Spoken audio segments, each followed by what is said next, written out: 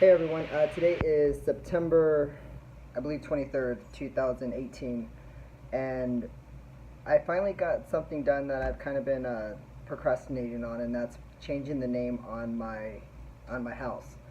Um, the only reason that I even paid any attention to it is because I want to have some things done to my house, and when they pull up the deed to my house, it's still in my former name, and it goes back to 15 years ago when my mom passed away to my original name. So I was really concerned because doing all the documents, this is just in general, even if you're getting a divorce or you're changing your name, but in general, when you're transitioning to a different gender and you're changing your name, it can be a very scary experience only because you don't know what to do, really where to start. So, in every element, whether it be your credit cards or your utilities or your badge at work, I mean, everything has a process, and you have to ensure that you're following each step, or else it's not going to work. An easier way to do it would be to go straight through a lawyer, but without getting too specific, I already went through a lawyer in the past, and it cost about $300. So I called the lawyer because I didn't think that I had the ability to do the legal jargon that I thought it needed, and so I took the first step and I called the county recorder's office. I live in the state of Arizona, but I believe that in every state, uh, that's who records your documents is the recorder's office. So I contacted them, and a nice lady answered the first time and just let me know that I needed a quit claim deed. Now, what a quit claim deed is, it's a document like this, and it basically has a series of things that need to be filled out. The the fortunate thing is that I contacted the lawyer. They wanted $325 to do the process um, for something that literally could be done yourself. Now, takes a little time, and you have to put a little bit of effort into it, but I'm going to try to expedite it for you so you can do this yourself, and it literally costs. I paid for the form on Amazon $7. It was shipped to me. It took about a week and a half to ship to me because of, I guess, shipping delays. I'm not sure. But once I got it, it says specifically on the example, and I don't believe I have the example with me.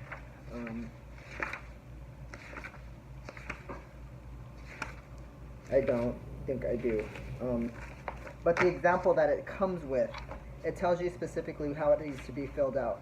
So these certain ones, it explains to you it cannot be handwritten. So it has to be printed and not handwritten, meaning it needs to be typed in. So what I did, and it was accepted, was I scanned it into my computer under a PDF file, and with that was able to get it to print out, if you can kind of tell without showing too much of my specific information.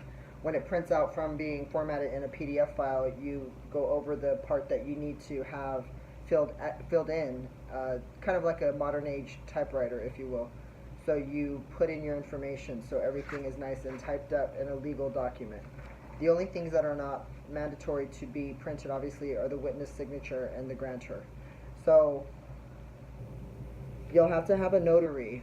Hopefully it's somebody you're comfortable with. If not, then maybe contact your bank, and they should already. I mean, I know that I went to the bank to have to change my accounts, and they already knew what the deal was, pretty much, that I was going from female to male. So when I had to sign my female name and sign my male name, the notary was still in her legal boundaries because it was one and the same person. So literally all I was doing legally was changing the name on the deed to my house. So I went downtown with my notarized quit deed, and presented it to the recorder's office. That was a $15 filing fee. So with the $15 filing fee, they were able to pull up the last time that the deed had been altered, which was in 2003 when my mother passed away. And it showed the original document of when I took over the estate.